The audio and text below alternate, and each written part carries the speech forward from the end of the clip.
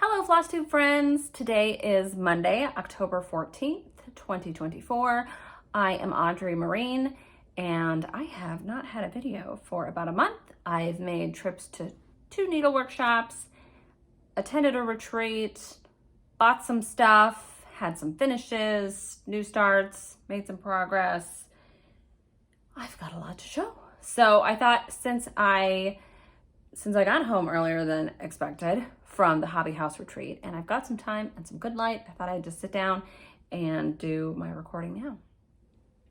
But before I get to any of the stitchy stuff, I want to say thank you to everybody. I want to say thank you to the people who put on the event, Nicola and the gang, and all the work that went into it on their end. And I want to say thank you to my table mates, which were, let me see if I could do it in order. We had Beth, Rachel, Barry, Brenda, Tanya, Kelly, Laura, and Jody. It was a great table. Everybody was a hoot. I had never met Beth or Jody before, or Rachel, but I mean, they all had me rolling the whole weekend. I had a great table. The bummer was that everybody, not just us, but everybody, and actually especially Jody, poor thing, we were all kind of crammed into this room. It was very tight and a little uncomfortable at times, but the atmosphere was really exciting and it seemed like everybody was just so thankful to be there and determined to have a good time, so that was nice. But I also want to say a special thank you to everybody who came up to me either at the store or at the retreat or both, just to say hello and to introduce themselves. And I know Paige, you came up to me in the store on the first day, well, Thursday, it wasn't even the day that everything started, but introduced yourself, and I'm so glad that you did. And then we talked a little throughout the weekend. So Paige, you said that you always wave to me and I never wave back. So now I'm waving, hi Paige. And I hope you and your family are well home in Mobile. And it's just nice when you get to, at this point I have 4,000 subscribers. And I know who some of them are, and I've met a lot of them. And even for those that I haven't met, there are plenty that I interact with on Instagram, or they'll comment often or whatever, and we have interactions like that.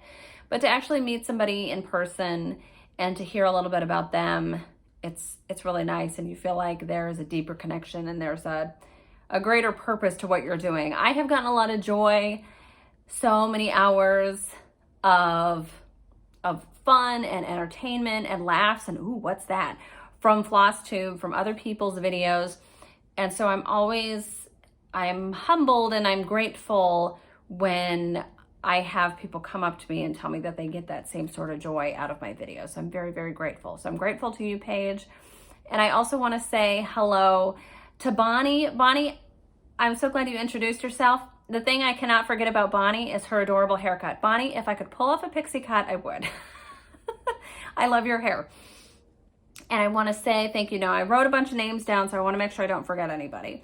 But I remember Judy came up to me and chatted for a bit, and then I finally got to meet Gwen. That was so nice because she and I have interacted on Instagram quite a bit. But then I also got to talk to Valerie, or not Valerie, I'm so sorry. I had a Melanie and a Karen that I met, but also Virginia and Melanie. Virginia and Melanie from Canada, and we chatted for a bit, and they were so nice. And I want to make sure I got everybody. Okay. Yes, I think, and I talked to Mary, and Mary, it was funny because I don't even think she was supposed to be in attendance at the event, but then Nicola showed off the finish that she had from the Nicola Parkman's, or Mrs. Parkman's Academy of Needlework with all the different stitches, and Mary had actually finished it into this beautiful, beautiful piece. So it's nice to talk to Mary for a bit. And, but Stacy, I wanted to say hi to Stacy. Stacy, the first night we were there, which was Wednesday actually, a lot of us got there early so we could get some shopping done on Thursday. But I go downstairs into the lobby of the hotel on Wednesday to meet Laura and the gang for dinner. And there's this other young woman there and they're chatting and stuff. And turns out Stacy's coming to dinner with us. Great. And it was so fun to have dinner with you, Stacy, and so nice to talk to you. And I saw you the next morning, I believe, but then I never saw you again. So we were all kind of wondering what happened to Stacy. I would have like to talk to her some more. So Stacy, if you watch this, reach out to me and just let me know how your weekend went, I guess. I would have liked to have talked to you more. So, because Stacy is like my age. That's another thing. People kept calling me, oh, that's Audrey. She's in her 30s. She's a baby. Do you feel like a baby, Stacy, when you go to those things? And before I went, I had ordered these cards to make into floss drops. They were delivered the day that I left. So some of you will be getting them in the mail, okay? All right, but I just wanted to get all my thank yous out before I forgot. Again, anytime, even if you just watch, even if you never comment or message, that's fine. I'm just happy to hear that somebody is getting enjoyment out of these videos. So let me show you what I have been doing over the past month. Let's start with finishes. I feel so out of practice. I think if I did this like weekly, then I would get into a regular routine, but I feel like I'm having to learn it every time I do this. So bear with me. This is, and I'm not showing these to you in any particular order. I don't remember in what order I finished things, but I did finish these all since I spoke to you last. So this is Catherine Race. This is from 1897 Schoolhouse Samplers. It's a set of 2 small charts. This is the one that I have stitched. I haven't started this one yet, but I do plan to stitch that second one so that I have the pair. And I stitched this on Roxy Floss Co. Porcelain, 46 count. That's upside down. And I used the Roxy Floss Co. Floss Pack. You can get this from evertote.ca. There we go. There we go. There are the colors. And not all of these colors are actually in this chart. I think there is 1 or possibly 2 colors from the Floss Pack that are to be used for this one. So I stitched while plying her needle, but then there is still blooming in her own time right there. So, gotta get to that. But I have, I only used half of this fabric. And I know my margins on this are huge. I don't know why I did that. I don't need a 5 or 6 inch margin on the top. Oh well. But yes, beautiful colors, really bright, saturated threads. And they stitch just fine on 46 count. Okay. I'm just gonna get the pile and put it on my lap here. Okay, so you guys know that I stitched, this is bobbin. And if you follow me on Instagram, you know that I was working on and eventually finished Henrietta. These are Stacy Nash charts, her Animal Cracker series. Bobbin was a market release this year. Henrietta, I think, is at least a couple years old. It's so cute though. Stitched part of her at a racetrack, as I am wont to do. And so I ended up starting Nettle. And I guess we can just bounce back and forth here because why not? Oh, I'm stitching all of my Animal Crackers on 40 count Little Bunny by XG Design. You can see I was sort of in the middle of using this thread here. Now Nettle, the body, I believe, according to the pattern, is supposed to be stitched in light khaki, but that's a rather sort of yellow color, and I didn't want my bunny to be yellow, so I switched it to parchment. And there are a couple other oddities in the chart. The eyes on the rabbit aren't quite correct. but the eyes in the mask that's charted are correct.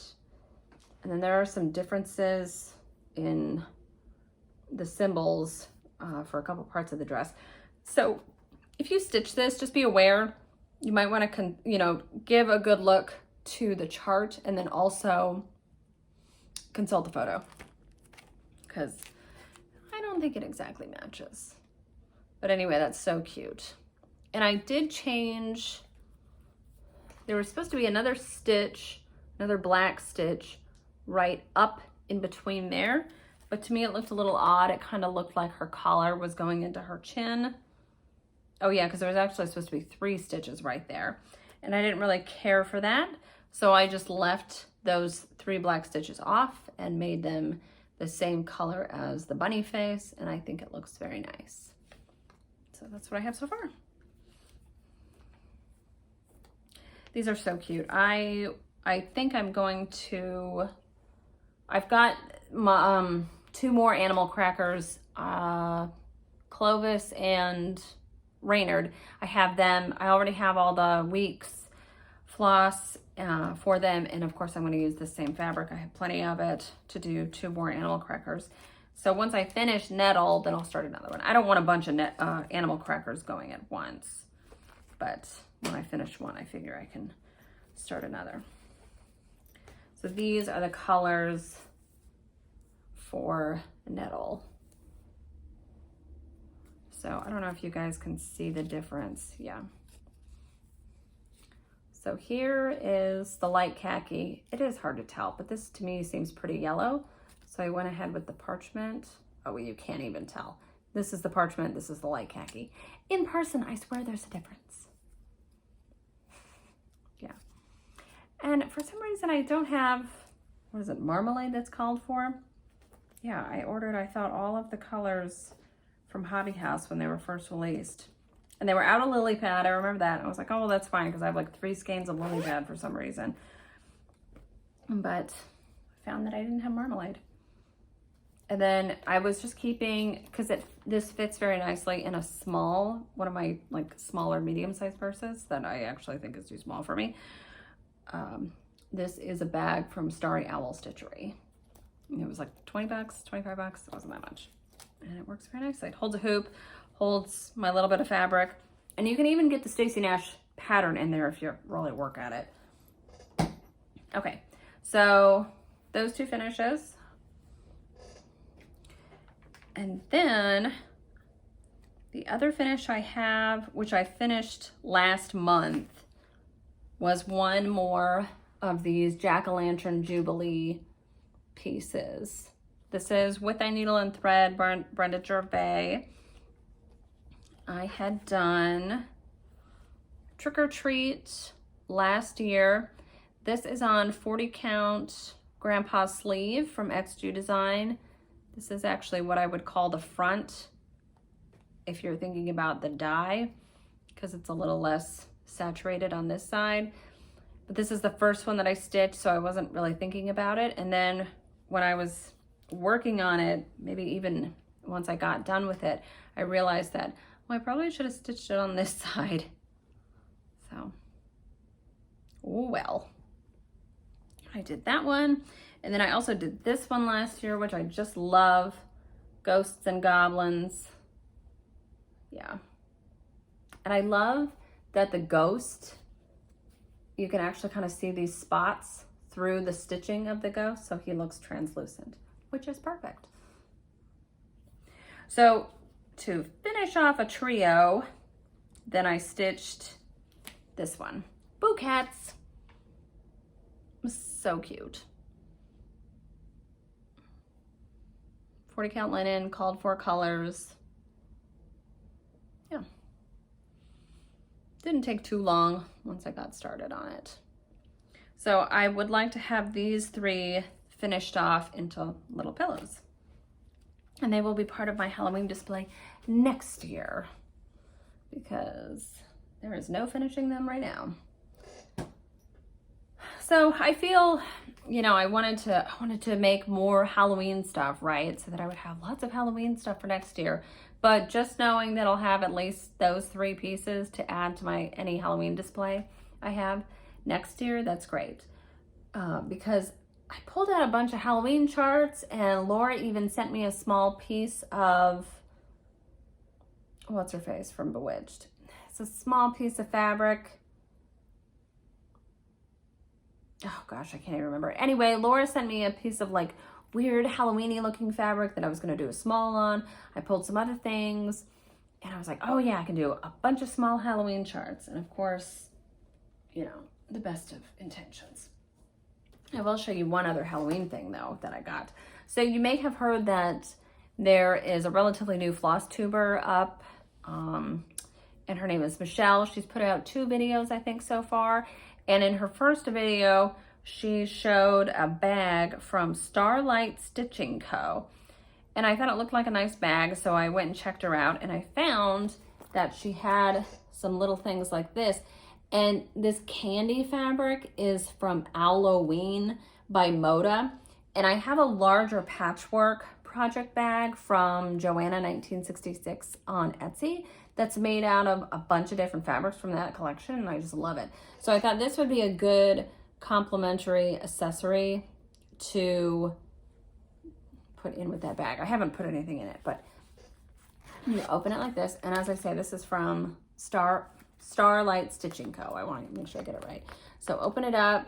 There's a zipper, if I can do it, zipper pocket here, but then within it, there's like another dividing spot. And then when you open it up,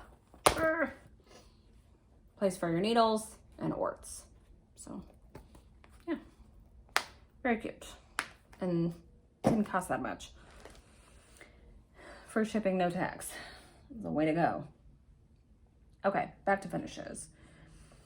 Oh, look at what we finally have done. Although it's not FFO'd, but we're not going to talk about that right now. Samplers. This is, well, we're going to call it an adaptation from the Samplers chart by the Scarlet House. I have the chart, I better. Yes, I do. So take a look particularly at this side, but the house, this tree, the length of this band, I made some changes.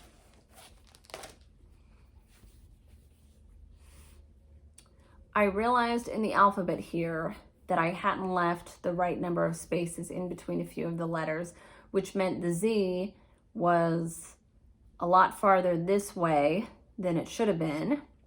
And so I thought, well, do I want to keep going and have this weird gap past the Z?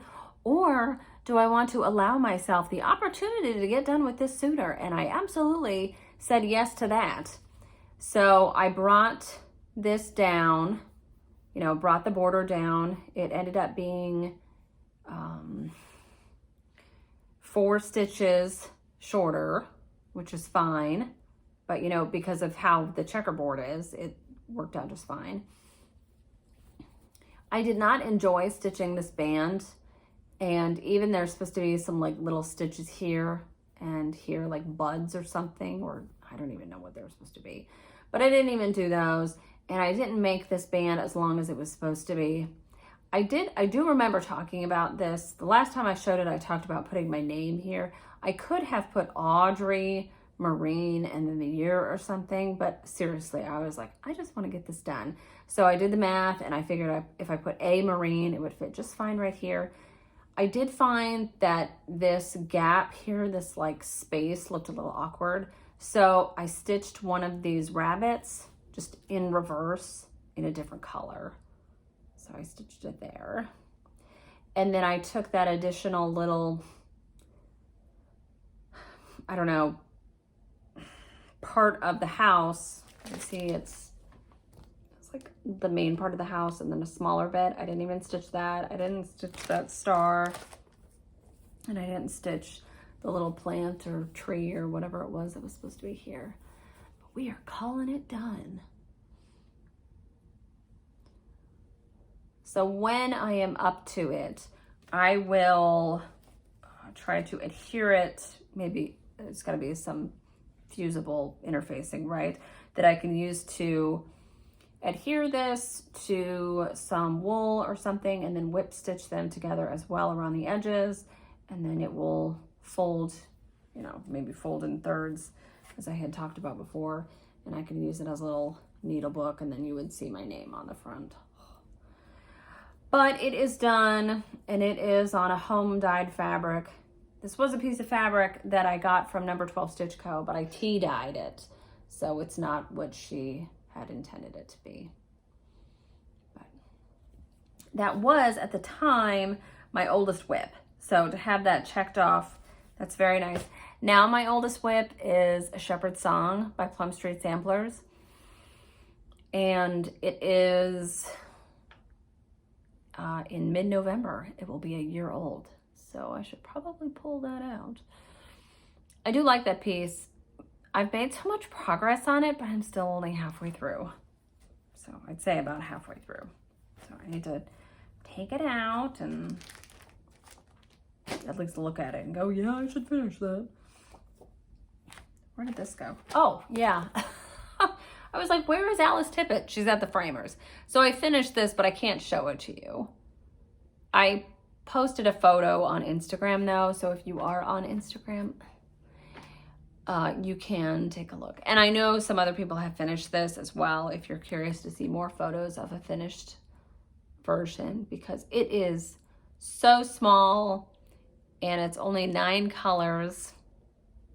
This would be a good one if you're interested in trying silks. You know, you're only in for 9 colors. And I would say I used the called for except this 241 straw.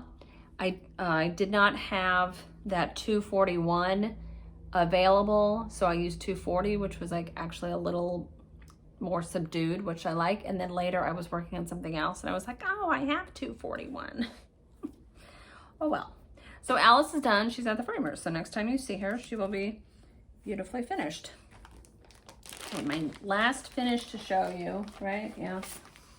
This is my terrible printout of this chart. This is Jane Austen, Sense and Sensibility by Vintage Tulip Design. If you watch Contented Needleworker Kim, you would have seen a recent finish of hers. It's on a pink piece of linen, and she stitched this portion with the flowers and the boot, and she also stitched another little floral motif. She used a few different motifs from different charts and put them together. So, and she also gifted me this chart. So thank you, Kim. I went ahead and chose my own colors. I used Gloriana Silks from my stash, and I stitched this on 46 count serial starter. I'm sorry, I didn't take note of what I used. If you really like this and you want to know the colors that I used, I will figure it out, because I know they're all Glorianas and I only have so many Gloriana Silks in my stash, so I would be able to figure it out. I know this darker pink is Desert Rose.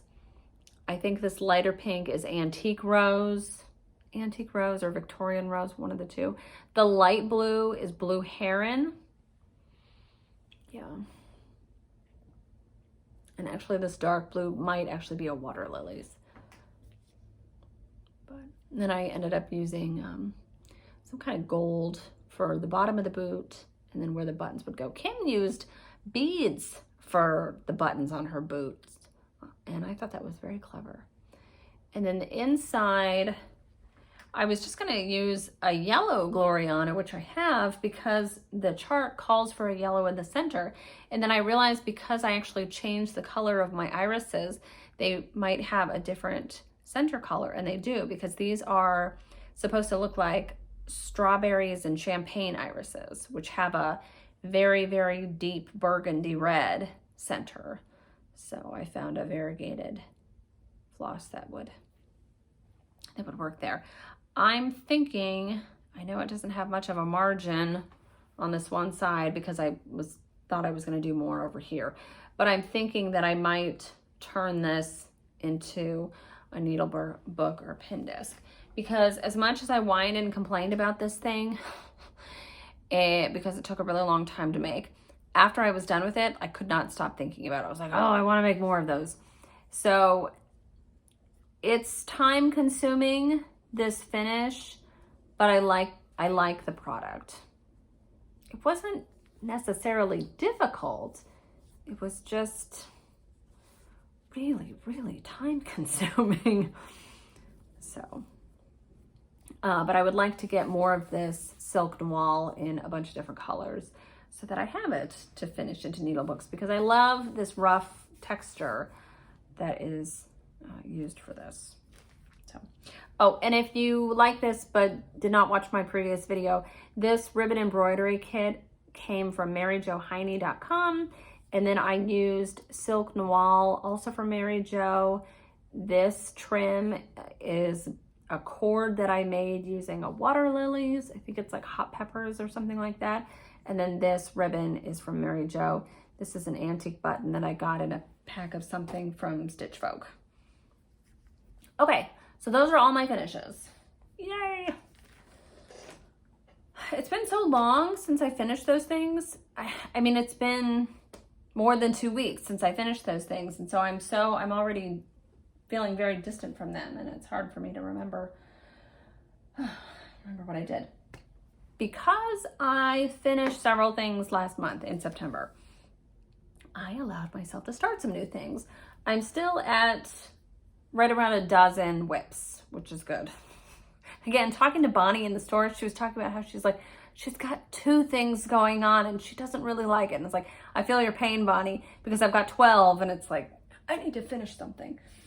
But I'm on my way. I have a couple smaller things going, like nettle, and I think I can, like, if that's the thing I decide to work on this week, I can absolutely finish nettle this week and check that off. But it kind of depends on what I get sucked into. Let me show you, actually, a new bag I got. This is from Vashti. She sent me some things. She's so nice. Oh, I put away those. She made the coolest Halloween floss drops. Hold on. Let's scoot toward you. Okay, here we go. All right, Vashti sent these. She's got a laser cutter, so she can make, you know, laser cut wood in acrylic pieces. She made these little coffins. But she made these too. Look at these pumpkins. So cute. Look, they would look so happy while they're eating your floss. I thought those are so cute. So thank you, Vashti. She sent a couple other things too. But those, I love those floss drops. So I gotta, and that was another reason I was like, oh, I've got floss drops. I've got a new little stitchy accessory bag, and I've got another Halloween bag, and I can kit up some things, and wouldn't it be cute? And then I never got around to it. You know. Okay, I started a few things. I had never started a needlework press, and I needed to remedy that. So, and this was another market release, and I just couldn't get it out of my head. So I realized when I had no red sampler going, I was like, okay, well, that's the one I need to start. This is the Lone Eagle sampler, and it suggested color. Floss is Classic Colorworks Cherry Cobbler, but they also say that Classic Colorworks Belle Soie in Sister Scarlet or Poison Apple would work well. Soie d'Alger in 946 would work well. And then they're also suggesting DMC 304 or 326 or 816, but really just pick your favorite red or favorite whatever. And so I chose 56 count latte from XJute, which is, you would think would be like a brown or something, but when I got it, I found that it was very gray. But I thought when I was interviewing fabrics for this chart, I decided to just use my favorite Soie 103, which is 664, is the red. And I've done a couple other red samplers using that thread, but they've all been on like tan fabric. So then I thought, oh, well, let me see how it looks on the gray. And I really like it. I really, really like it. Yeah. There is a mistake in my scroll work here, just in one spot. But if I pulled it out, I was going to have to pull out quite a bit because, you know, I just continue on. It wasn't like at the end of a thread or the beginning of a thread or something, so I wasn't going to bother. And this scroll work here is not symmetrical anyway, so I figured it didn't matter. Wouldn't matter when it's all done. But it says bon appetit. Oh, somebody requested that I use French more. Was that you, Paige? It's like, how do I do that naturally? But it says bon appetit et souvenir. We use souvenir in English, and if you want to know, it just means to remember. Lots of fun motifs here, but it is not a huge sampler. So if you're looking to do a red funky sampler, but you don't want to get bogged down in a Bristol or something, I think this would be a good option. The stitch count is 293 by 151. So usually things are like 293 by 250 or more. So I really like this one. I'm gonna get back to this. I brought this with me. I brought my Audrey bag too, which I actually made out of French General. And then she picked this, she's so clever. She picked Liberty of London for the, and it's just like the most beautiful floral beige ivory combination. Oh, the thread's in here. I can show it to you. There it is. Yeah, 664. Beautiful. So I brought this Audrey bag with me to Hobby House because I don't have a stitching mat, you know, to mark my space or whatever. So it was nice just to put this down, and it has my name on it. It's very clear. I brought my Patoki stand, and I'm glad I did because I always had the option. But I didn't even bother bringing it downstairs into the stitchy room because we actually had 9 people to a table. And I think even if we had had 8 people to a table, it still would have been close quarters. But we had 9 people to a table. It was a lot of stuff to get into one. You know, you've only got so much room at the table. Okay, that was one of my starts. And it's just, it goes so quickly because it's just one color. You just load up your needle and go. It's great. And I also started a book from, pattern from the Words of Wisdom box. This is A. Hawking, 1879. This is the one that has 241 in it, the yellow color. And so, and I had for some reason, oh my gosh, I'm biting my tongue. For some reason had pulled all the colors for this and stuck them in a bag. And I was like, yeah, I'm gonna start that next. And of course I didn't start it for months, but that's where my 241 was. And I am stitching this on a piece of fabric I got probably over a year ago. I ordered it, it's Seraphim 56 count Regency, and I ordered it because I like the name. And I thought it was kind of a grayish beige color, but when I got it, I thought it looked rather blue, and you're probably not seeing that here in the camera. But in person, it's kind of blue. But A. Hawking looks absolutely spectacular on it. So these are, again, mostly the called for colors, and I'll tell you why. Let me pull the threads real quick.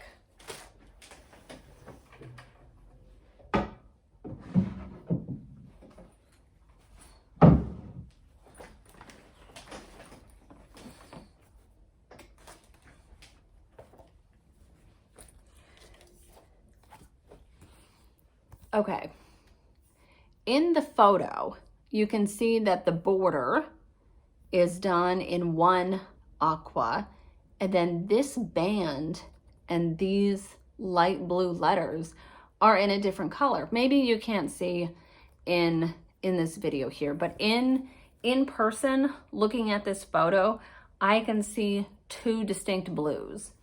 But when you pull the colors, let's see, it's 605 and 72. And I actually ended up pulling, I actually pulled 72 out of here because it was too confusing. It was so confusing. So I'm gonna show you what I mean here. The CD and this border are two different colors. They are two different silk colors.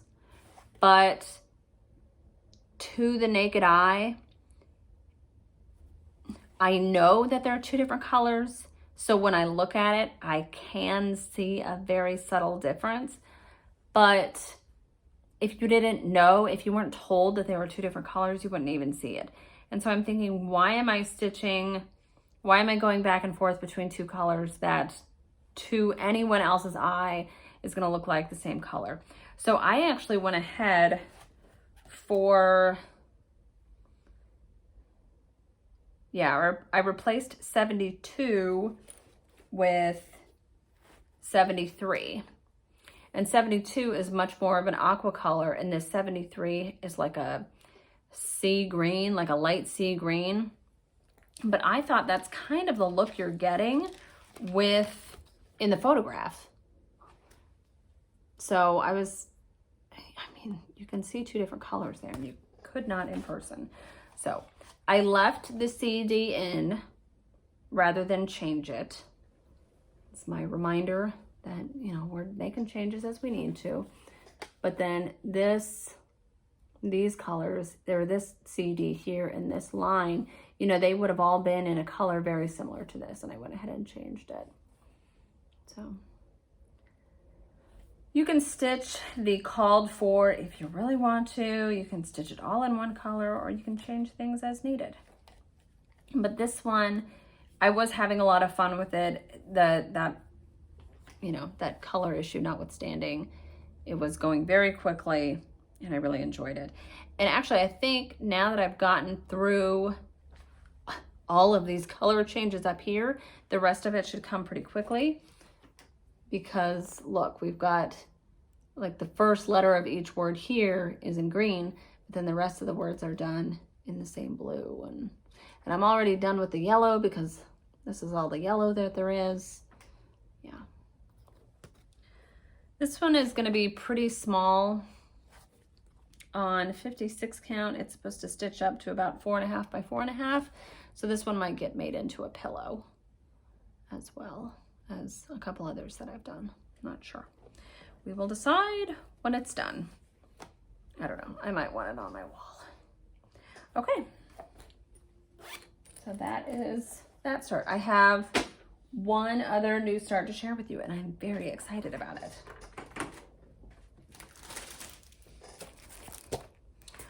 I bought this chart over a year ago.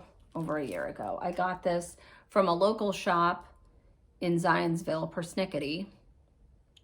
I remember I just came across this chart. It's not like I was looking for it. I wasn't really looking for anything in particular. But I saw this chart. I went, oh, it has a pink house. And I got this and one other thing that day. And I remember I went up to the counter and the woman was like, did you find everything you needed? And I said, yeah, I'm so excited because I found a sampler with a pink house. And she was like, okay. I was like, shouldn't you be excited with me? Don't you want my money? Take my money. I don't know. It was a very odd interaction, I thought. But I was very excited about the pink house, and she wasn't going to rain on my parade. But I don't know why it took me so long to start this. I had the perfect fabric for it. What fabric did I choose? 46 count. See, this is why I should have taken notes, but I kind of jumped the gun. 46 count lamb's wool. That's what it was. I had this whole thing where I couldn't find the tag for this fabric, and then very smartly I had put it in my case with my silks.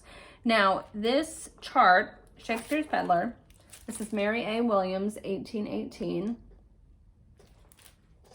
It calls for, let's see, I'll find the information here. It calls for a Vera Soie d'Alger, and one Gloriana, or you can do it all in DMC. And after I had purchased the chart, I went online. That's not where I want it. I went online and happened to see that on Kitten Stitcher, she had a Soie d'Alger floss pack. And I was like, oh, well, that's easy, because then I don't have to like add individually every single color on 1-2-3 Stitch or whatever it may be, wherever I want to order from. But then in my Googling, I also saw that Hoop and Frame had a 103 set for this. So I just went ahead and bought the 103s from Hoop and Frame. And last I checked, which was just like a week or two ago, they still have this set of 103s at Hoop and Frame. So if you have Mary A. Williams and you're not super excited to stitch it in Soie d'Alger or DMC, but you really like 103s, they have it all ready to go. They do not include the Gloriana, obviously, because that's a different manufacturer. And I got to the part where you need the Gloriana Golden Squash. And I was like, oh, well, do I want to substitute something for it? No, I'll just wait and I can get Golden Squash at Hobby House. But then that night or the next day or something, I was digging through my charts just kind of to see what I had and what had been neglected and what I wanted to start and what I probably will never work on or whatever. And I was looking through my Shakespeares Peddler drawer that has other of Teresa's charts in them. I just love them all. And I saw Marianne Mingay, and I pulled it out, and I knew that ages ago I had purchased some of the silk for that. And what was in there but Golden Squash from Gloriana? So I pulled it out. I was so excited. And it's great because I only need a tiny little bit. I will end up needing like 3 strands. And I don't mean like 3 of these. I mean like, 3 of these. I will need just a few for this chart and probably just a few for Marianne Mingay, but I haven't looked too closely at that chart, so I'm not sure. But I love this chart so much. I love the sampler. It's wonderful. It has been a pleasure to stitch on. This, as I say, is 46 count lamb's wool from XG Design. And this is how much I've gotten done. This tree has a lot of stitches in it. Oh, but it feels so nice. I love it. And forgive my wrinkles. I haven't ironed anything. Maybe next time. I got this deer in. He's cool. Look at him. He's so goofy. Yeah, see, now I see this again. I didn't bring this to the Hobby House retreat, even though I thought, oh, this would be so great just to fill in at the retreat. As you're sitting there, you can just stitch green back and forth and back and forth. But I didn't take this because I knew that I would only stitch on this the whole weekend, and I thought I should probably get some progress on Louise Puree, which you will see in a moment. So if you have Mary A. Williams and you love her like I do, pull her out. She's just glorious. So I am here. I stitch this deer. I get to move over here and stitch the dog and the face, and then I get to the house. Yeah.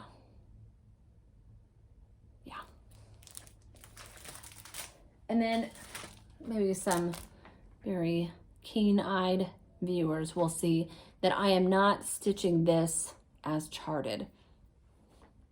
I have replaced it with a verse from a poem by Felicia. Where did I put that book? Yeah, I think it's Felicia Hemans is her name. Yes. So I'm kind of going a roundabout thing. Things will all connect, I swear. I finished Sense and Sensibility last month, right? Read it in September with Kim and some other people who wanted to join in. Read Sense and Sensibility. And then I thought, well, what am I going to read next? I have a tendency just to reread the books that I like and just reread. Like, I have read The Picture of Dorian Gray probably like 14 times because I like... notifications. Because I like it and it's so captivating. And even though I know what's going to happen, I just enjoy it and I want to read it again and again. And there are plenty of other books that I have read multiple times. But I thought I have so many books on my bookshelf that I need to get to that are just like charts, just being neglected. So a couple years ago, I read Cranford by Elizabeth Gaskell. I did not really enjoy it, but I thought I really liked The Great Gatsby, and I really hated F. Scott Fitzgerald's first book. So even though you like one, doesn't mean you'll like another by the same author. And even though you hated one, doesn't mean you won't like another. So I thought I would try North and South. I didn't know anything about it because I never watched the movie or the miniseries or whatever it was. But I picked it up, reading North and South, and it was kind of slow to get started, but I'm really enjoying it. And the thing about this is that before every chapter, there is a poem or an excerpt from a poem.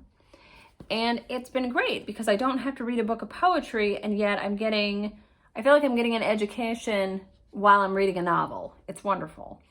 And I will actually get back to this when I talk about the Hobby House retreat because it, oddly enough, relates. But one of the poems that featured in the beginning of one of the early chapters was written by Felicia Hemans. And I liked it, so I looked her up. And I found some other poems. And I found one that I really liked, and it was about the sun. And I thought, well, this is a wonderful thing to put on such a bright, colorful sampler. So I charted the letters. It will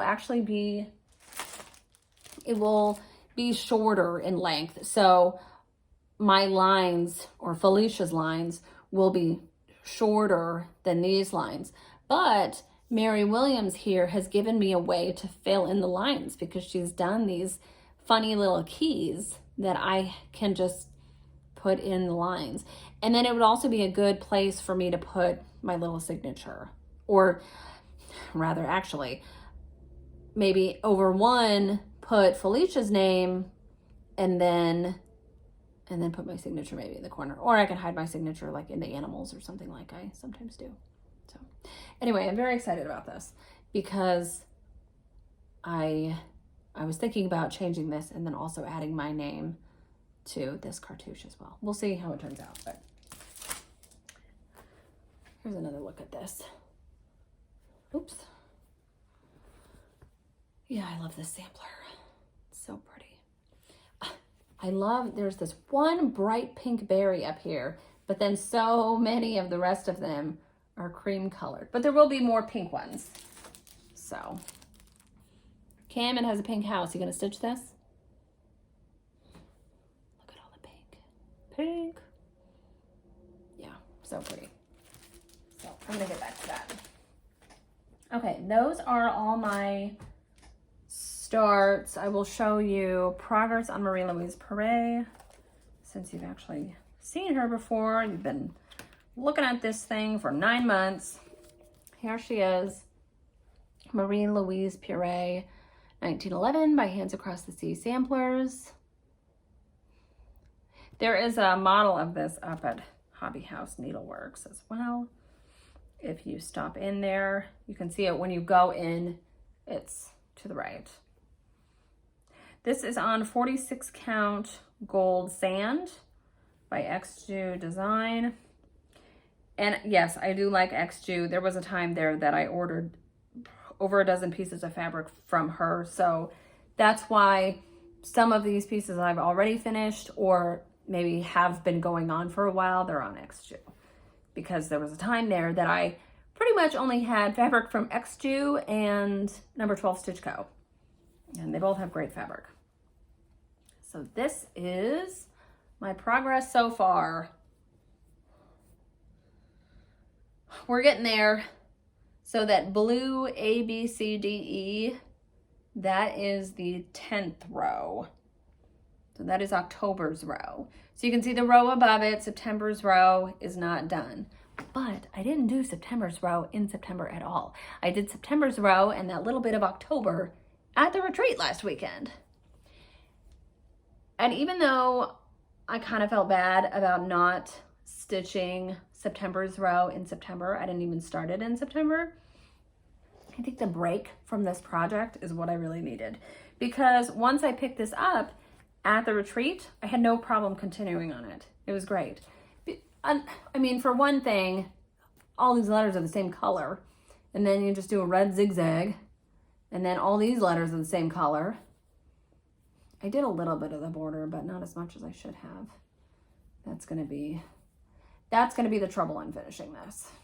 But I think if I really care to, today I could finish off September's row. I just have to do, you know, I think I have this V to finish, and then an X, and then 2 more of these diamonds in gold. I'm gonna have to finish that. And I'm saying September's row because I started this in January with the idea of doing 1 row and some border per month. And I did keep up for the most part. She's a beautiful chart. I don't think in the future that I should drag anything out on purpose. That worked for me for a time.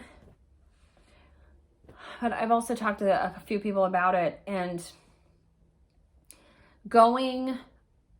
just stitching 1 row all the same letters and then stitching another row all the same letters, it gets a little monotonous.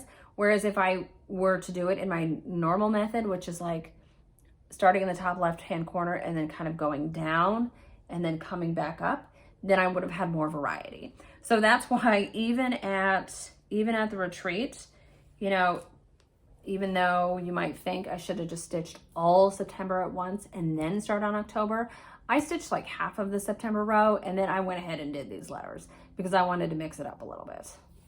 So that's what I went ahead and did.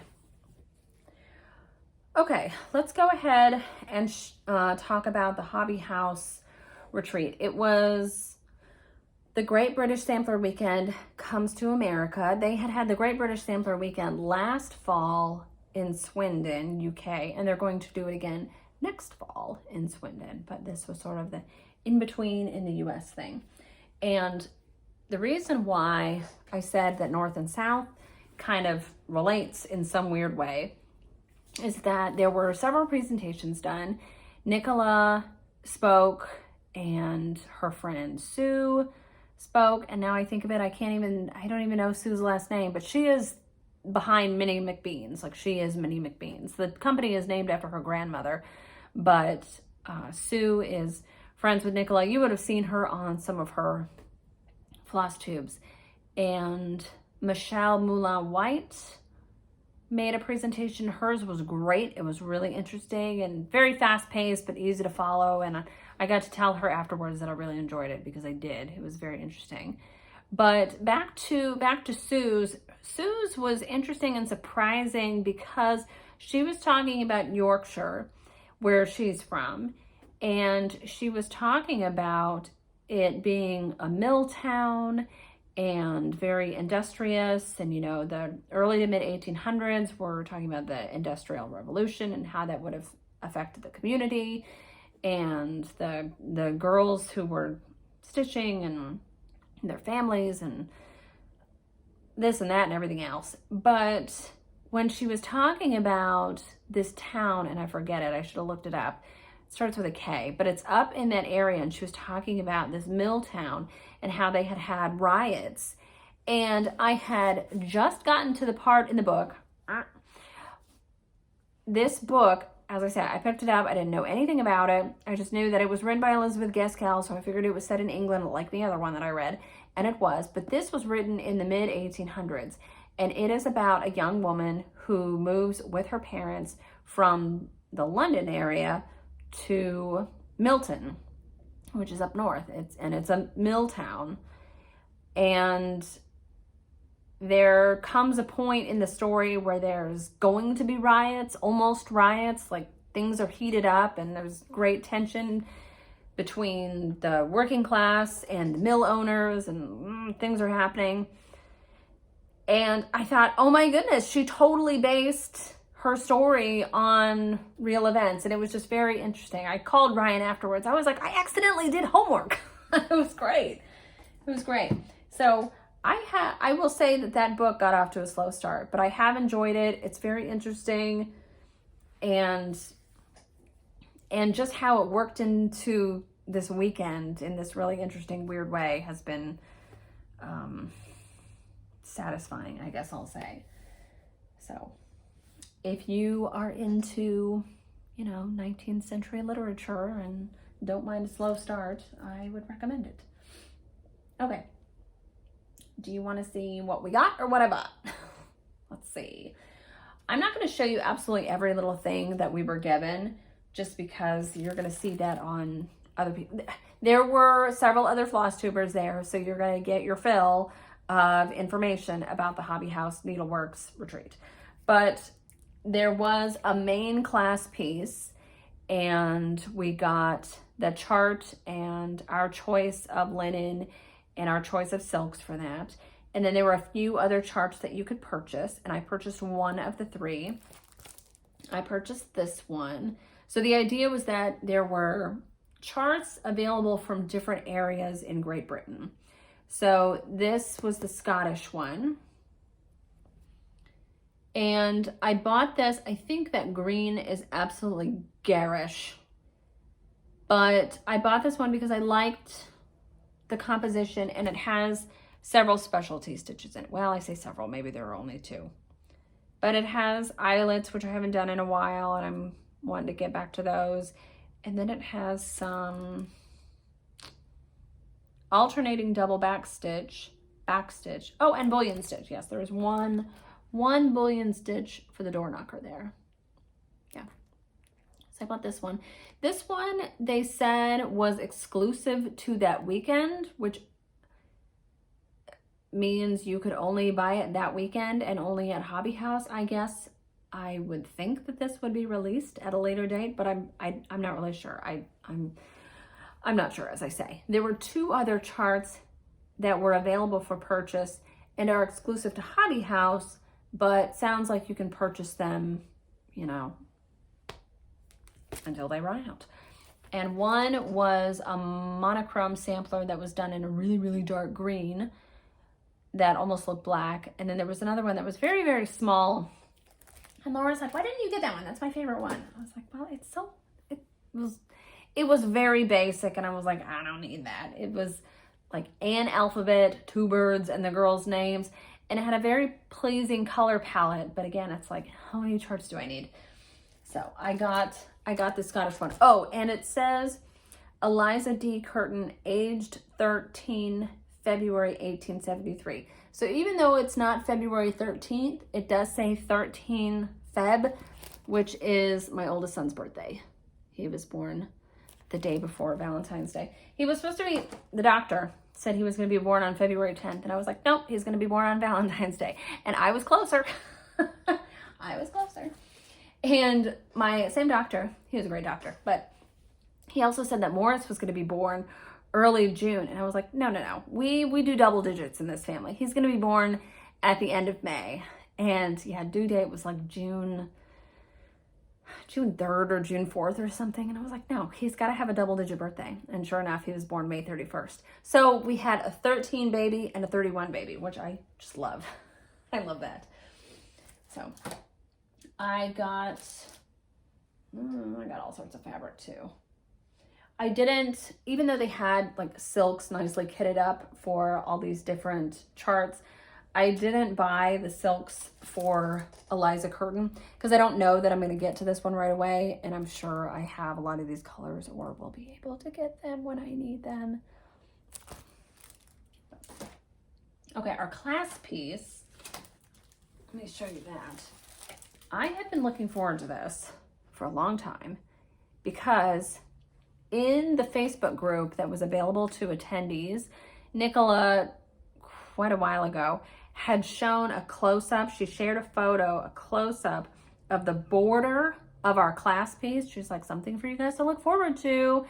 And I was like, wow, that's a beautiful border. And I'm watching old videos of hers, and she shows this antique. I think I've told this story before. She shows this antique, and I was like, oh my God, it's the same border. That's what we're getting. And so I found that out months ago, and I've been having to wait for it. But it's worth the wait. This is Rosa Grummet, age 12, 1876. And I think you'll agree, this border is pretty spectacular. I've never seen anything like it. It's very pretty. Yeah.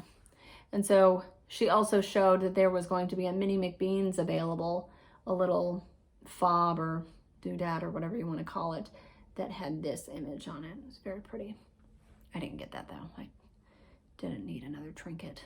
I spent my money on linen. Very pretty. So this should be available in a year for those of you who did not attend the retreat. And we were given the silks for that, and I got the 103s, but in her presentation, Nicola was talking about the sawtooth borders in satin stitch here under her name, and then around here. And she played a video where she showed how to do a satin stitch. She also showed the difference between working a satin stitch in 103 and soie d'Alger, and how the soie d'Alger, and it absolutely is puffier, and so it creates smoother, shinier, more brilliant satin stitches. So you can either untwist manually your 103s to allow them to puff up a bit before you start stitching satin stitches with them, or you can do the sawtooth in soie d'Alger. So because it's just two colors, I think that's what I'm going to do. I'm just going to get the soie d'Alger. I don't really enjoy the feel of soie d'Alger. I don't know what it is, but it feels, sounds odd, but it feels dry, like it clings to my hands in an uncomfortable way, and I don't like it, and that's why I use the spooled silk. Gloriana, even though it's a skein silk, I don't have that same feeling as I do with soie d'Alger. But for this border here and this line of satin stitches there, I can handle it. It's fine. Just the two colors. So that would cost me an extra $10. It's not really that big of a deal if I add those to the kit. And you were able to request your fabric count, and I got 56 count. This is just the ticket. I will say that this just the ticket looks a little lighter, milder than the just the ticket that I used for my Alaya Sheena, that Greek sampler. And I used just the ticket for Elizabeth Hull. Ah, yes. Okay. You're gonna be able to see. I don't know if you can see. They're saying that this is just the ticket and this is just the ticket. Now, if this is how Michelle from Tabby Cat Linen is dyeing her just the ticket these days, I would buy more of it. I would buy heaps of it because I like this color way better than I like this color. It is, there we go. That's about what it looks like. It is yellow. It's like corn husk.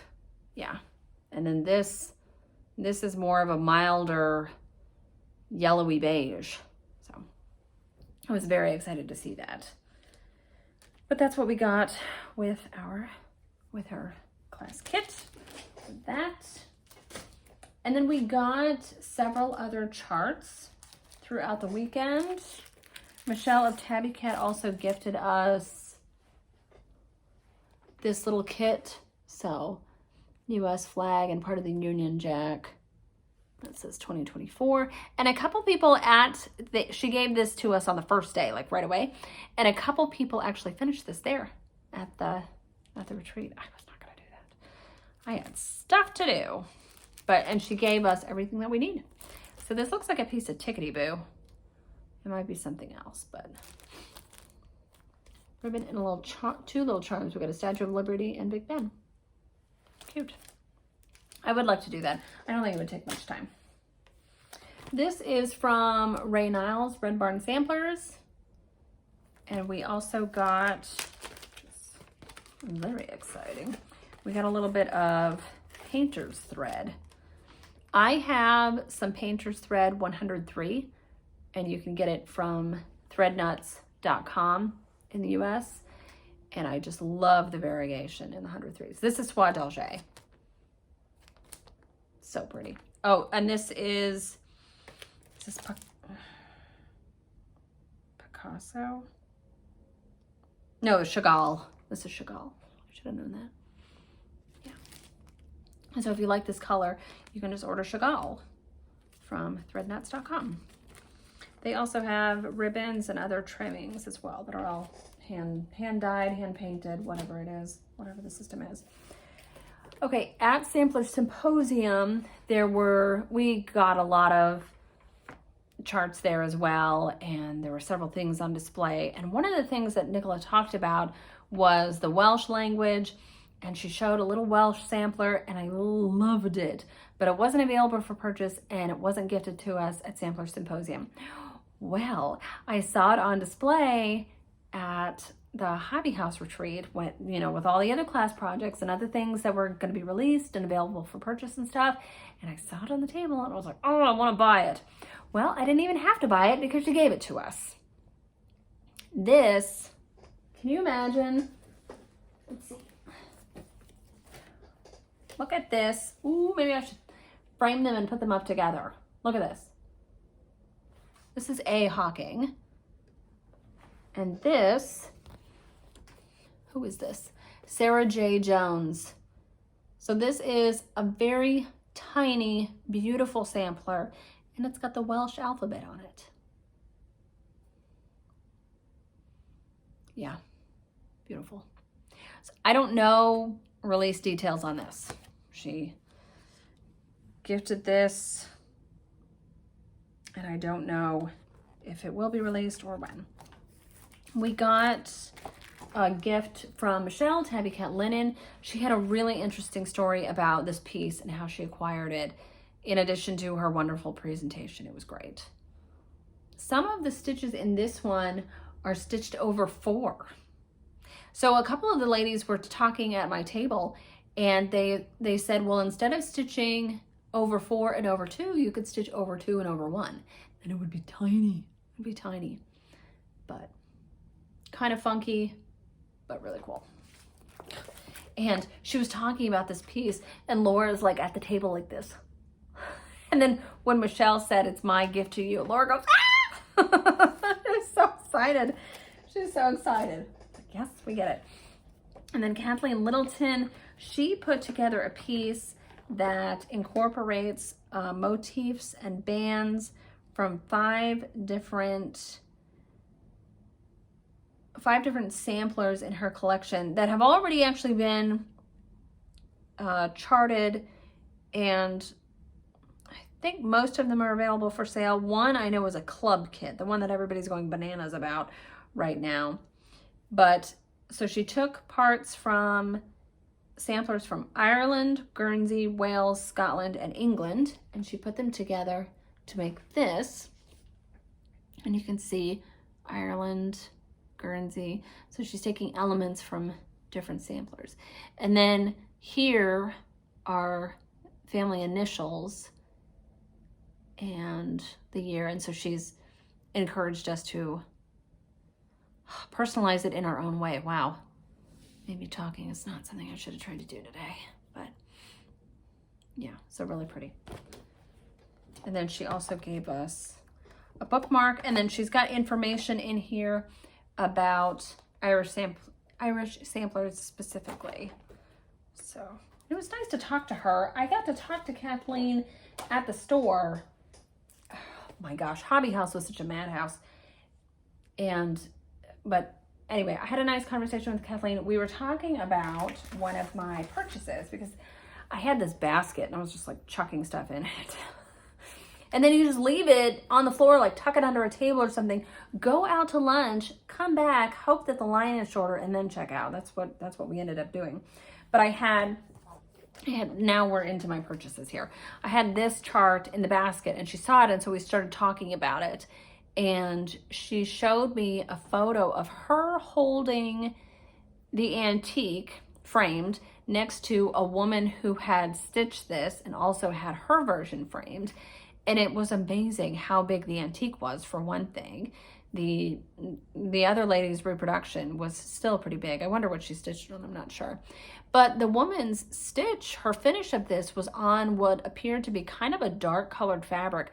And so I was wondering, should I go with kind of a light colored fabric, kind of what looks like here, and also what Katie Strachan is doing? I mean, Katie's making other changes. She's modifying colors to suit her needs, but she is stitching this on a light colored fabric. And I'm just wondering if I should go with a lighter colored fabric or kind of a darker colored fabric, or these are the silks. I pulled these. I'm so glad they had all the colors that I needed. Several of these were the last on the shelf, but I got all the colors that I needed. And even though I have a ton of 103s, I just wanted to get all of these and put them in a set together, because I figure with as big as this chart is and as much grass as there is, I will probably go through at least one spool with a couple of these colors. I'm not quite sure. But one of the fabrics I got, sorry for the crinkle, was a new Tabby Cat color. I had pulled, when you go to Hobby House, they've got just yards of fabric folded up on shelves, and you can pull down what you want, and Nancy or Vic or whoever it may be will cut it to the size that you want, and they'll even serge it for you. But with how busy it was, I was just pulling things off the shelves that had already been cut, like remnants of things, like 8s, and yeah, I think I got a lot of 8s. And I pulled just things that were easy to throw in my basket. But when they pulled these 2 colors out from the back room, I was like, I don't care how long I have to wait, we're getting those cut. So this is Tabby Cat linen, and it's called Castor Bridge. And I got it in 46 count, and I hope the color comes through. Can you see that? It's green. It's green. And I wonder, what do we think? I mean, I think it would give an overall green feeling to this. Maybe it would be too much green, but the house is so red and there is so much pink in here. I don't know, but I might just stitch it on beige. Tan, what tan is it? Which tan? It's all tan. I don't know. But I have to do something with this. I got a quarter yard. I have plenty. So 46 count Castor Bridge. Beautiful, beautiful color. And then another Tabby Cat color that they pulled out was Through the Looking Glass. And I got 46 of this as well. 46 was the highest count that I saw that they had. Just a nice kind of bone color. What do we think? Oh, I like that. Oh, maybe we do that. Oh. Oh, I like that. Let's see. Oh, that might be the winner. Look at that pink. I love it. These colors. Okay. This might be my birthday start. Yeah. Okay. I feel like, remember when Rachel was working in personal shopping, and then Joshua comes in and she's like got him all dressed up, and she's like, and she puts her arm through his arm. She's like, yeah, oh, that looks good. I feel like I was doing the same thing there. Oh. Okay. I will show you the other linen I got. Now, with the exclusives that they had available this past weekend, Eliza Curtin, and then the other 2, one was Poindexter, and I don't remember the last name of the other girl, but they had just ready to go cuts of linen for those charts. And so even though I wasn't buying all those charts, I sure as heck was buying all the linen, because it was Mason linen, which understandably now is hard to get, but they had it.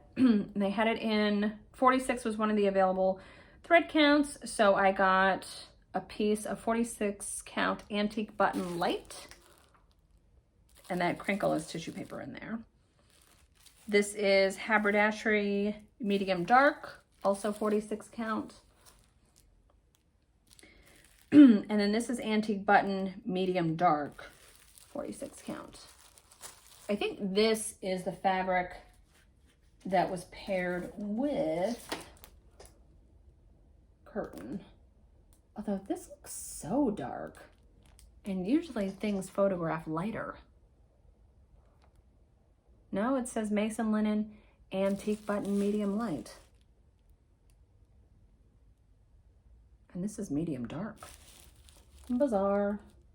Well, whatever. That was what was paired. Look at those 3 fabrics together. They look so nice. Okay. But yeah, so like here's something that I just pulled off the shelf. A piece of Seraphim. This is 56 count winter white linen. It's, I don't know how long it was on that shelf. It's very wrinkly. But I enjoy stitching on the 56 count Seraphim Regency. So when I saw this, I went ahead and pulled it. I figured this was a good basic cream color. And then I found an already cut piece of 46 count prairie grass, also by Seraphim. This is darker than I had anticipated. Jackie Comfort Stitching stitched her Consider the Lilies. Yes.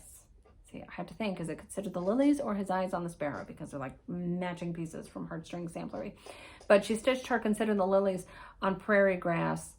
And I didn't realize it was this dark, Jackie. But it's beautiful. So I thought, it's 46 count. I could use it for a sampler or a small. It's a big enough piece that I could fit a small sampler on there. So that's what I got there. And then I had never seen Dirty Teacup in person. So when I finally did, I was like, yep, I need some of that. This is 46 count Dirty Teacup linen. This looks like it's a 1/4 yard. And I have heard people talk about Dirty Teacup being a good, milder alternative to Tabby Cat's Creme Brulee, and I totally agree with that because it has the same color, the same feeling, and the modeling is there, but it isn't as dramatic, right? Beautiful fabric. And Rachel got to sit at Rachel got to sit at my table. I got to sit at Rachel's table, and she is a hoot. She's been watching Dallas, and we had a lot of laughs about that. She's just so funny. So funny. I feel, and I was talking to Barry about this last night, just so lucky that I fell into this group, and I had such a good time. And so I'm bummed that I don't get to do this very often, but it's not like they go to a retreat every month, these people, but I think it's probably going to be a while until I get to do this again. But so much fun. I haven't laughed that hard, that often, that many days in a row since Sampler Symposium, probably. But love this fabric, and I will at some point be ordering more of that. And they had tons of Cedar River linen. Jody was also at our table, and she sat right next to me. She's really funny too. And I didn't buy any of her linen from the store. It was really, there were several colors that were really dark, and I love that arboreal, that green linen, but again, it was like, it's quite dark, and I already have a piece of that, was it Pine Forest or something? I don't remember the name of it, from number 12 Stitch Co., and I have not done anything with it. And I thought, well, I can't get another green that's so similar in depth when I haven't done anything with this one. But Jody had her new colors with her that she released on her website that aren't available in stores yet. She had Salt Ash, Pyrite, and Scrimshaw. So pretty. So she showed me those. I just ordered right next to her. I was like, oh, this. So next time I do a video, I will be able to show you what I got from her. I ordered a piece of 46 Pyrite, which is a nice sandy beige. And then Scrimshaw is the yummiest, lightest, just pale whisper pink. So, so pretty. And so I got 46 and 56 in that. And I thought that would be, that'd be good to have in my stash. But if you want to see Jody's new colors, go watch her latest Flosstube video. And she is Trixie Tricycle on YouTube. Okay. that is all the fabric that I got. So I will show you now the charts that I got, and then that's it. That's all I did. Oh my God, this is over an hour. Well, we should have expected that. Okay, when I went into Hobby House, my objective really was just to buy fabric. I wanted to buy as much fabric as I wanted. You know, what's money, as Jerry says. Just get all the fabric that I want because you can see it, you can feel it, and, you know, get a good idea of really if it's going to work for you or not. But charts, I had a couple that I was looking for, but really, you know, you can buy charts anywhere, anytime, right? And I even talked to Jody about this when we were standing in line, and she said that when she first started watching Flosstube, so many people were like, oh, this is out of print. Oh, this is out of print. And you just get this idea in your head that stuff goes out of print so quickly. And so you get this feeling that if you want it, you better buy it right away. And I told her that I had experienced that as well, but I thankfully very quickly was able to get rid of that feeling because I was able to tell myself that, yes, inevitably some things will go out of print, but there's always something else coming.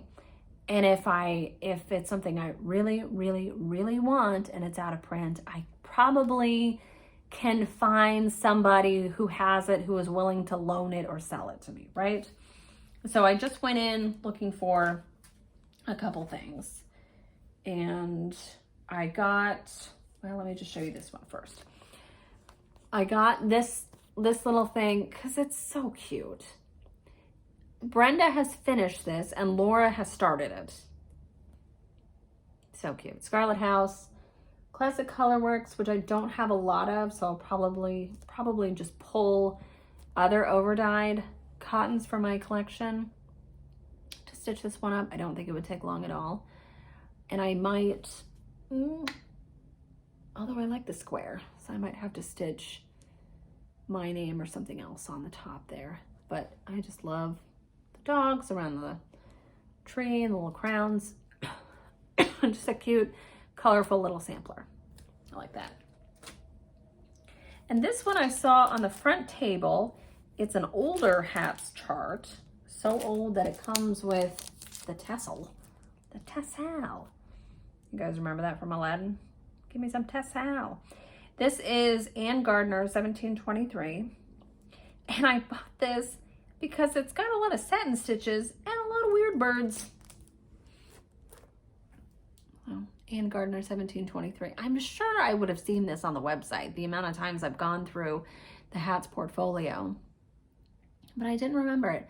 But when I saw it in person, I thought I really liked that. And it doesn't take too many colors. Let's see, 4, 5, 6. It's like 11 colors. And I've got, I think, at least half of them, but I'm sure I have more. It's really pretty. And then I think I talked to, oh, Georgia. How could I forget Georgia? Georgia, I'm sorry. Hi, Georgia. I knew there was somebody I would forget. I finally got to meet Georgia, and I think she said that she stitched it, and it was really fun. Did I get that right? Am I remembering that right, Georgia? She's fabulous. Georgia, I loved all your outfits. Just always look so put together. And I got, I finally bought Anne Tong Ufendel, 1835. I love this for a long time, and I think recently I've just seen too many people stitching on it, starting it, whatever it may be, and I thought I finally gotta just get that chart. But then later that night, I hear people talking about Anne Tong, and then they're talking about Isabella Ufendel, and they're like, yeah, not many people stitch her. She's kind of like the forgotten sister. So then when I went back to the store the next day, I had to get Isabella, because I was like, that's so sad. Gotta get both of them. This one is bigger. It's a bit longer. I say a bit. I think it's longer by like 100 stitches. But it has some similar motifs here. You can take a look at both of them together. So these were done by two sisters, Isabella and Anne. But this is definitely the more popular one, I mean, maybe as many people have stitched Isabella, but I know that I've seen more Anne's finished than Isabella. So I might, when I finally get around to these, I might actually start Isabella before I start Anne.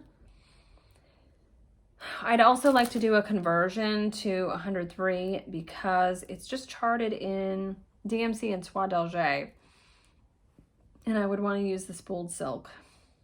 And I know people, every once in a while somebody asks me like, why do you use silk so much, or why do you only use silk? Well, I do use DMC for my Mill Hill kits. It's because it's all included and they have very vibrant colors. And I like how it looks on my Christmas tree when I make those Christmas ornaments out of the Mill Hill kits.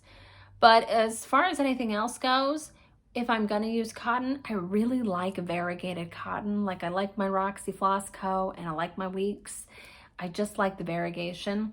The variegated, the over-dyed cottons are more expensive per stitch than spooled silk, believe it or not. So for anybody who thinks that silk is cost prohibitive, not compared to, like if you're already using over-dyed cotton, then don't think that silk is out of your price range, because I've done all the math. But so I'm not averse to using cotton. I just really like silk, and we're in a position where we can afford it. So if I want to kit up a chart, I will kit it up with spooled silk if that is an option. So as I say, there is no color list in 103s for these sisters. So I'll have to do some figuring out. Or maybe somebody's already done it in 103 and wants to share their conversion with me. That would be great. So I got those. And then the last thing, as I say, Jody and I were standing in line that first day, got our shopping. Standing in line, and you know, it's like the candy bars at the supermarket. They put more charts right there. And I saw this one, and something about it, I don't know if it's like the pops of pink and aqua with the blue and the big brick house here, but I don't know, something about it. I was like, oh yeah, I like that. I don't need that. So I put it down, but then, you know, Jody's moving up and she picks it up and she's like, oh yeah, she chucks it in her basket. And I was like, give me one, give it.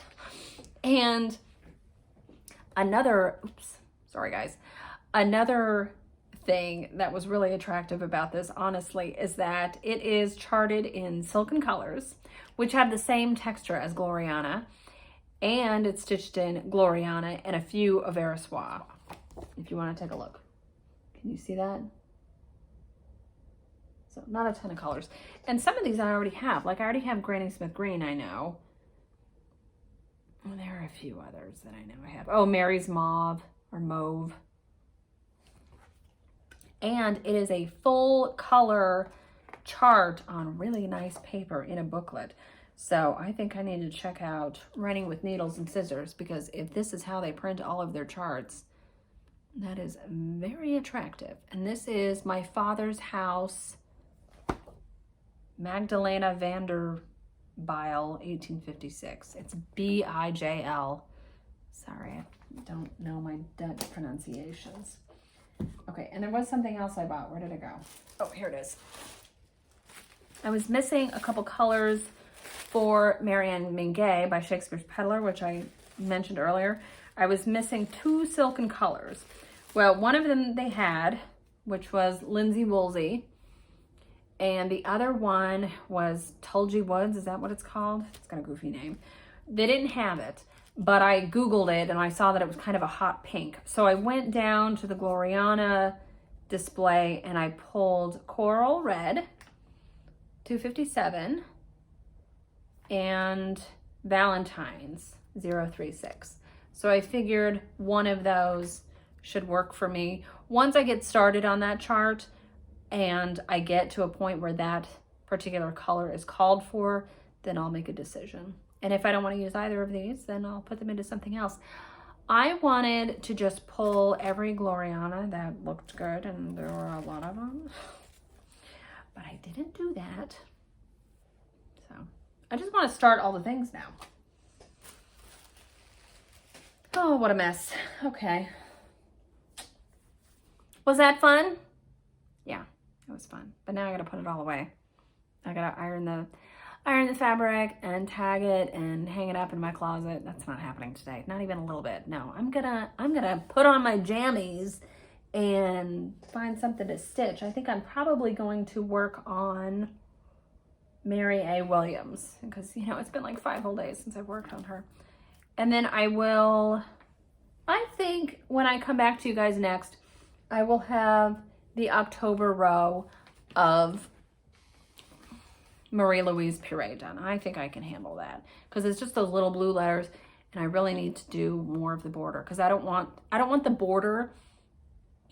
I don't want to have a lot of border left as the last that I have to do. If there's like a little bit, if I finish it on the border, that's fine, but I don't want to have a ton left. I don't want to have like the whole bottom of it. Yeah, and then I gotta figure out when my birthday start's gonna be. Oh, and I should show you. Oh, oh my gosh, I do have more to show you. It's sitting right here. If it had been a snake, it would have bitten me. But Jody gave everybody some little gifties at the table. And one of the things she gave us was this corner gauge. And I was so excited. I told her, I was like, oh, it's so smooth. I love it. And she's like, it's made of cedar. And I was like, you don't say. But it's nice. And then I showed Laura, I was like, look, corner gauge. She's like, you add it to your collection. So a few weeks ago, I went to Terre Haute, but I got to go to Cranberry Bog Cottage, which is a little needlework shop that opened earlier this year, I think. And I spent 2 hours there, and they have lots of charts, some fabric, some NPIs. I think they have the full collection of weeks. They've got wool applique materials and punch needle supplies. But a good supply of samplers and smalls charts. And they also have some shaker trays and boxes, all made in Indiana.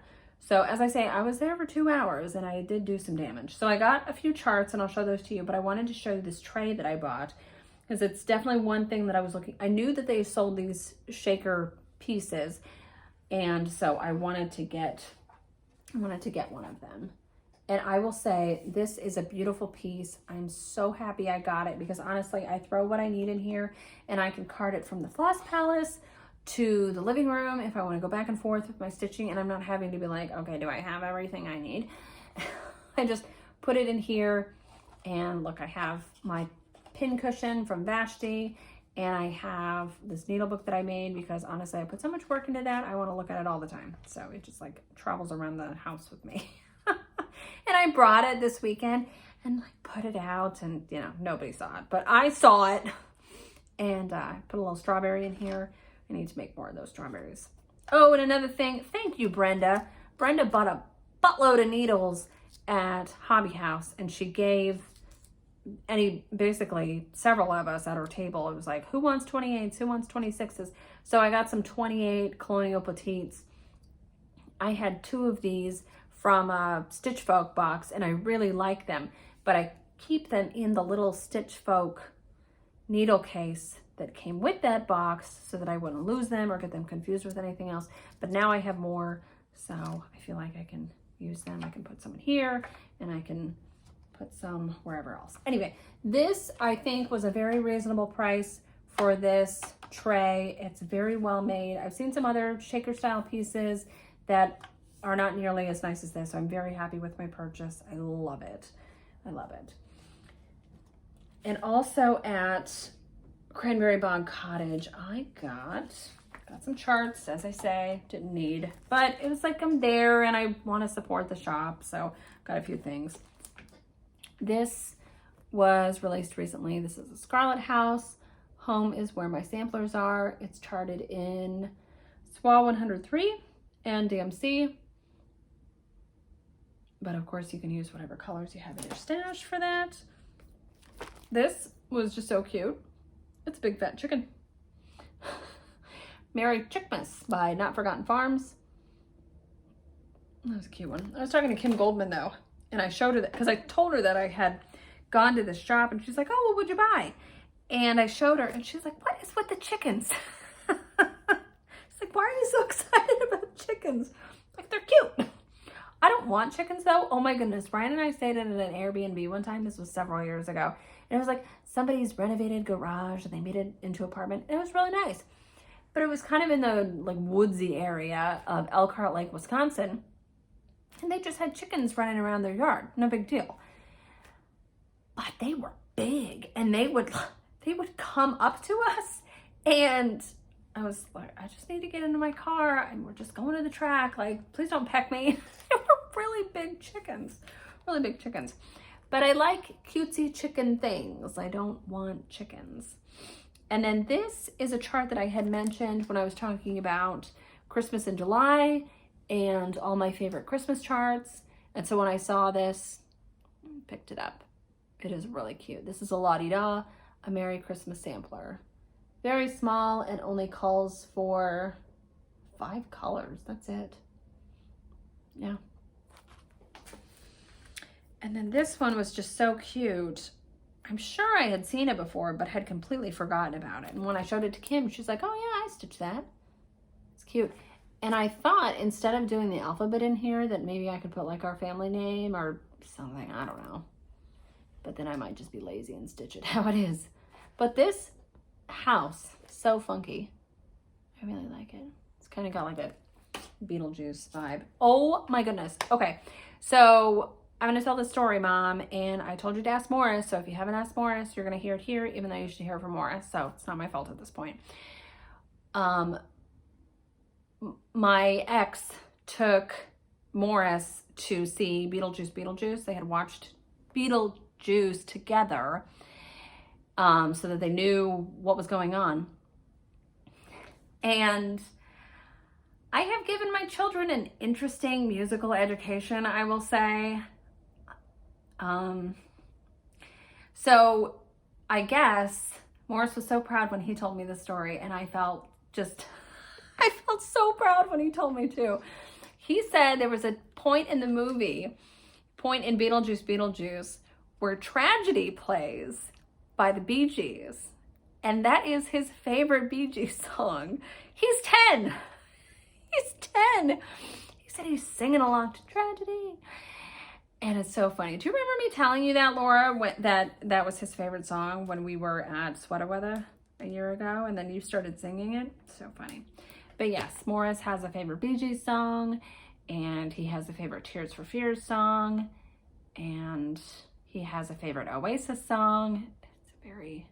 Anyway, he was so proud of himself. He also figured out that the mom in Beetlejuice is the mom in Home Alone. I was like so proud. I said, yes, her name is Catherine O'Hara. And then I also told them then that the guy who plays Beetlejuice is Chick Hicks from Cars and Ken from Toy Story. And they were like, whoa. I was like, yeah, he's got a range. Okay, back to the stitching, sorry. The last 2 things I got from Cranberry Bog were 2 other Shakespeare's Peddlers. This is a tiny house, and this is just a tiny little chart. Super cute. The stitch count is 138 by 130. Can you imagine doing this on 56? It would be so tiny. Because even on 40 count, it says it'd be 6 3/4 by 6 1/2. I like the color palette though, the soft greens and pinks. Yeah. And then this is a Natural Beauty, Elizabeth Hannell, 1840. I know that Jean from the Attic started this, and she started this with, I'm sure, 103s. But it's very pretty. I'm sorry, I'm staring at it instead of showing it to you guys. So again, Shakespeare's Peddler. You can get these directly from kittenstitcher.com. That is Teresa Vanette, Shakespeare's Peddler. It's all the same lady. Or you can get these from your local shop. That's so pretty. Okay. Have I shown you enough stuff? I think I have. I'm hungry now. I'm gonna go eat something. All right. Well, thank you again to everyone who just came and said hi or had a conversation with me this past weekend. And thank you so much to my table mates. It was so fun. And I was a little sad to go home. But I'm also glad to be home because my marshmallow pants are here that I couldn't take with me because I could only fit so many things in the suitcase, knowing that I would have to bring things back. And so it's what I call my sweatpants. They're like baby pink. I look like a marshmallow when I wear them. That's why I call them my marshmallow pants. Or maybe Ryan started that. I swear, he starts all the things. He started calling this place the Floss Palace, and now it's stuck. Okay, I will talk to you guys again in November. But you can follow me on Instagram at StitchStitchBead and leave me comments here. If you have any specific questions and you want to send me a DM on Instagram, that's fine. If anyone is still interested in getting the Jenny Van Der Vecht sampler that I reproduced, please be sure to make your donation to upaws.org. That is upaws.org. Please do that before October 31st and send me proof of your donation. You know, you can take a screenshot of your receipt or just forward me the receipt. A lot of people have been doing that. Forward me the receipt on or before October 31st, because on November 1st, I will not be responding to any more emails regarding the Jenny Van Der Vecht sampler. I made my cutoff October 31st and I'm going to stick to it. But if you want to continue, if you find out about this information later and you feel so inclined to donate to UPaws, that's always appreciated. And if you have any questions about that or need to know where you want to send that receipt, you can email it to me at audrey.marine@yahoo.com, and I'll put that right here. It is AUDREY.MYREHN@yahoo.com.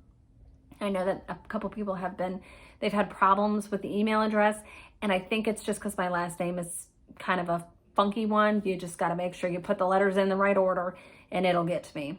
So thank you so much for all those who have donated to UPaws in this little project that I came up with.